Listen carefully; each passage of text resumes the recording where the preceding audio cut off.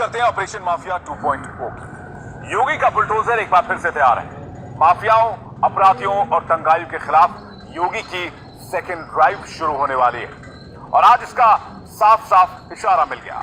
योगी सरकार ने 62 माफियाओं की नई लिस्ट तैयार कर दी है। इन सबको कुचलने के लिए योगी सरकार ने कमर कस ली है। एक्शन का योगी मॉडल एक्टिव हो गया है। शुरुआत कानपुर में दंगाइयों के पोस्टर के साथ की गई है।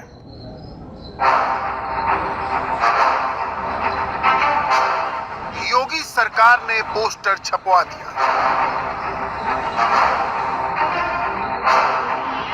कानपुर की सड़कों पर पोस्टर लगवा दिया। एक एक दंगाई की पहचान हो गई।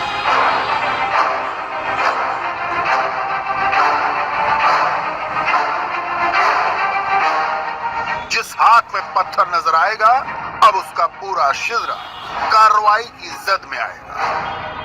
यही है एक्शन का योगी मॉडल। इसलिए यूपी में रहना है तो दंगाइयों को बचना है, माफिया को बचना है, बाबा के बुलडोजर से बचना है।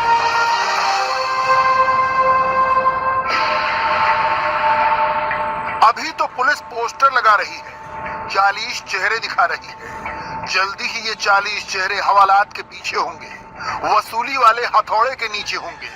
बाबा बुलडोजर अपना वादा भूलते हैं, न किसी को भूलने देते हैं। बहुसंख्यक समाज प्रताड़ित तो होता था, झूठे मुकदमे दर्ज होते थे। जो मूर्ति बनाता था उसकी मूर्ति नहीं मिटती थी, जो दिया बनाता था उसके दिया तोड़ दिया जाता था और उसके बाद करोड़ों के भारत ढेले में धकेल दिया जाता था। लेकिन भाइयों बहनों, विगत 4.5 वर्ष के अंदर आपने देखा होगा उत्तर प्रदेश में एक भी दंगा नहीं हुआ और दंगाइयों को दंगा करोगे तो अगली 7 पीढ़ी का पट्टा लिख करके जाना जो भरपाई करके रहे। योगी सरकार के अफसर भी योगी का मिजाज समझते हैं। इससे पहले कि योगी कोई इशारा करें, अफसर एक्शन में आ जाते हैं। एक सीसीटीवी से फुटेज निकाली। लोगों ने दंगाइयों का सुराग देना भी शुरू कर दिया।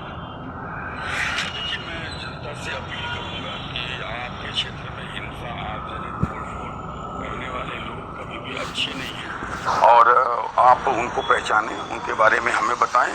और बड़ा सकारात्मक संकेत ये है कि पिछले 1 घंटे में 3 लोगों के बारे में लोगों ने हमें सूचना दे भी दी है। हमने फीड तो हमने सारे ही कलेक्ट कर लिए हैं सीसीटीवी के, और फीड कलेक्ट करने के बाद उसको फोटो के रूप में ले आना, हर कैमरे अलग अलग तरीके के हैं और उनकी क्वालिटी भी अलग अलग है। डेफिनेटली चुनौतीपूर्ण कार्य है, लेकिन आप देख रहे हैं कि हम कर पाए हैं और भी फोटोग्राफ्स डेवलप हम कर रहे हैं और ले आएंगे।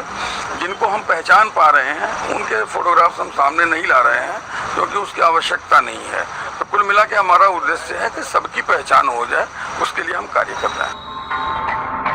दूसरी जीत के बाद योगी का अंदाज बदला, जबान की सख्ती बदली तो नेता विपक्ष तंज करने लगे। योगी तो बदल गए। नेता सदन भी शेर और शायरी और कविताओं की बातें करने लगे हैं। बदले बदले मेरे सरकार नजर आते हैं।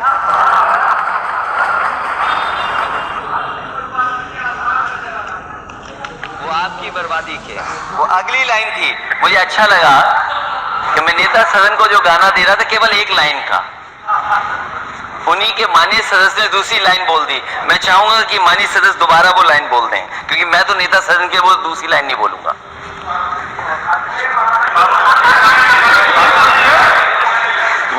मैं नेता सदन के लिए वो दूसरी लाइन कैसे पढ़ सकता हूं?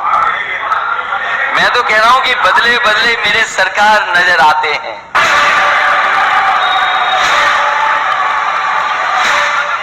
मगर कानपुर के दंगों ने एक बार फिर बाबा बुलडोजर को छेड़ दिया है। इन दंगों का साइड इफेक्ट कहां तक जाएगा, इसका अंदाजा षड्यंत्रकारियों को होने लगा है। बाबा बुलडोजर एक्शन में आ गए हैं। अब प्रदेश के माफिया की नई लिस्ट सामने आ गई है। बाबा के बुलडोजर फिर से अंगड़ाई लेने लगे। नई फहरिस्त में कुल 62 माफिया चिन्हित है। गैंगस्टर लिस्ट में कुल 788 कुख्यात अपराधी हैं। गैंगस्टर की 6.5 अरब की संपत्ति कुर्क हुई। मेरठ जोन से सबसे अधिक 2 अरब 32 करोड़ से ज्यादा वसूले गए। दरअसल माफिया से सीएम योगी का बैर पुराना है। माफिया की योगी को पहचान भी खूब है और बुलडोजर के इस्तेमाल का कॉन्फिडेंस भी खूब है। आपने तो कहना शुरू कर दिया कि बुलडोजर फिर से चलेगा। देखिए, हमने प्रदेश में बुलडोजर का बेहतर उपयोग किया है और मुझे लगता है कि बुलडोजर कंपनी को तो उत्तर प्रदेश को हर जनपद को एक बुलडोजर देना चाहिए, एक मॉडल के रूप में खड़ा होगा। देखिए, कहावत है ना, चांदी रात चोरों को अच्छी नहीं लगती है। ये लोग कैसे इसको बर्दाश्त करेंगे? लेकिन उनकी शिकायत ये कि आपके जो बुलडोजर है वो समाजवादी पार्टी के नेताओं या उनके समर्थकों पर ही चलते हैं। मैंने कहा, देखिए, अब हर गुंडा, हर माफिया समाजवादी पार्टी से जुड़ा है तो मैं क्या करूं? ये जितने पेशेवर माफिया अपराधी है, अब देखा होगा आपने ना, 12 से लेकर के 17 के बीच में, जिस दिन मैंने मुख्यमंत्री पद की शपथ ली थी, इन माफियाओं को उसी दिन पता था कि मैं क्या करूंगा। आप आश्चर्य करेंगे कि हजारों ऐसे पेशेवर माफिया और अपराधी थे जिन्होंने अगले 24 घंटे के अंदर अगर कहीं कब्जा किया था तो चाबी उस मालिक को सौंप करके कहा, भैया ये आप ले लीजिए, अब हम नहीं संभाल पाएंगे, आप ले लीजिए। उन्होंने कहा, नहीं, अब क्या दिक्कत आ रही है? कहा, भाई हमारा समय पूरा हो गया है, हम अपनी यात्रा के लिए निकल रहे हैं। योगी सरकार की माफिया फहरिस्त में सिर्फ 65 क्रिमिनल माफिया ही नहीं है। इसमें 30 खनन माफिया, 228 शराब माफिया, 168 पशु माफिया, 347 भू माफिया, 18 शिक्षा माफिया और अलग अलग तरह के 359 माफिया है। एक्शन इन सब पर होने वाला है। योगी सरकार इनकी कमर तोड़ देना चाहती है। अपराधियों पर विशेष तौर पर निगरानी करते हुए इनके विरुद्ध कड़ी कानूनी कार्रवाई की जाए, जिससे इनके आर्थिक और आपराधिक गतिविधियों का समूल उन्मूलन किया जा सके। प्रेक्षण एवं दिशा निर्देशन प्रतिदिन पुलिस मुख्यालय की कानून व्यवस्था शाखा द्वारा किया जा रहा है। हम इस पूरी माफियाओं के जो आर्थिक सम्राट है उसको ध्वस्त करने के लिए कृत संकल्प है और शासन की जो अपराध और अपराधियों के प्रति जीरो टॉलरेंस की नीति है उसके तहत उत्तर प्रदेश पुलिस लगातार कार्य कर रही है।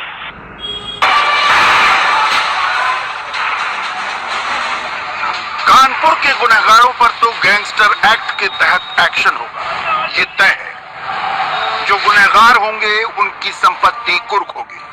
कानपुर का पुलिस प्रशासन पूरी तरह एक्शन में आ गया है। मगर इस बीच सीएम योगी ने यूपी के पुलिस प्रशासन को शुक्रवार को ही एक बड़ा आदेश जारी कर दिया।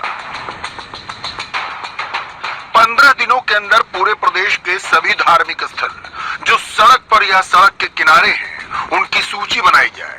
इसके बाद सभी अवैध धार्मिक स्ट्रक्चर पर कार्रवाई पर विचार होगा। ये आदेश हिंदू और मुस्लिम सभी तरह के धर्म स्थानों के लिए है। याद रखिए, ये वही योगी हैं जिन्होंने मस्जिदों से लाउड स्पीकर उतरवाए तो मंदिरों से भी उतरवाए। किसी के साथ भेदभाव नहीं किया गया। यूपी में लखनऊ से लेकर मेरठ तक सड़कों पर कब्जा करके बनाए ऐसे ठिकाने खूब हैं। मेरठ की कचहरी रोड से बेगमपुल चौराहे पर जाने के लिए सिंगल रूट है। इस सड़क पर 2 मज़ारें बनी हुई हैं।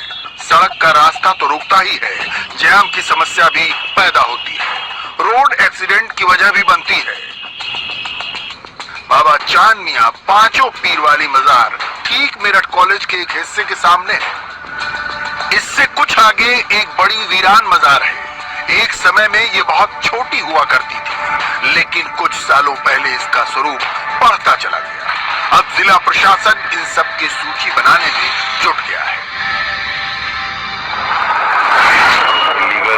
रिलीजियस स्ट्रक्चर या कोई भी किसी भी धर्म के, वो भी कितनी जगह पे हैं और उसकी एक लिस्ट बना ली जाए और फिर उसको सूचीबद्ध तरीके से एक ऊपर भी भेज दिया जाए और फिर उससे आगे कैसे कार्रवाई करनी है और संवाद स्थापित करके कैसे उनको जो पब्लिक को इनकन्वीनियंस ना हो, कैसे उनको शिफ्टिंग कर सकती है, इस पर विचार किया जाएगा।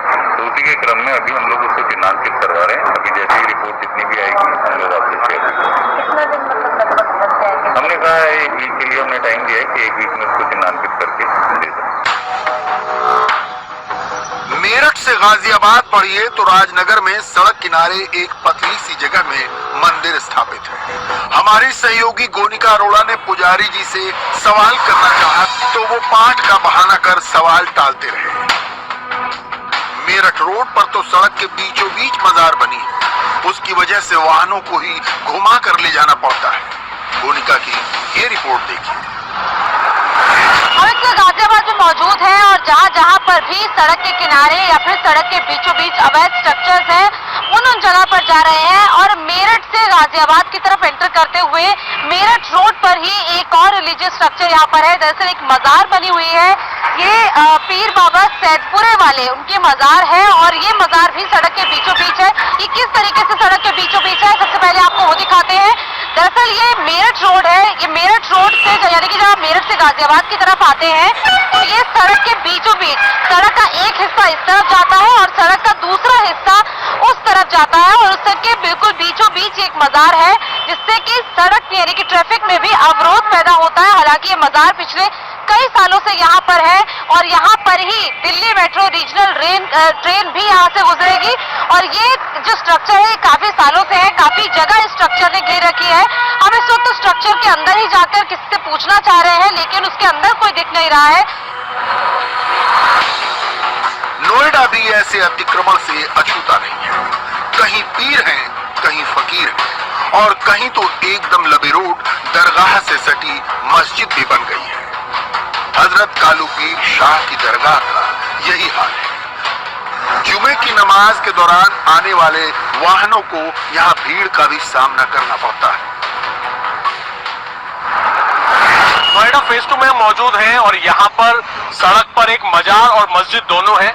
बताया जा रहा है काफी पुरानी ये यहाँ पर मस्जिद है दरगाह शरीफ के नाम से और हजरत सैयद कालपुरी शाह के नाम से यहाँ पर ये मस्जिद है नोएडा फेज 2 में। अब असल में जिस तरीके से जो आदेश आया है योगी सरकार की तरफ से ये कहा गया है कि एक सूची तैयार करे पुलिस प्रशासन अगले 15 दिन के अंदर और अगर जो अवैध कोई भी धार्मिक स्थल हो, मंदिर, मस्जिद, गुरुद्वारा या मजार, उनकी एक सूची तैयार करके प्रशासन सरकार को सौंपे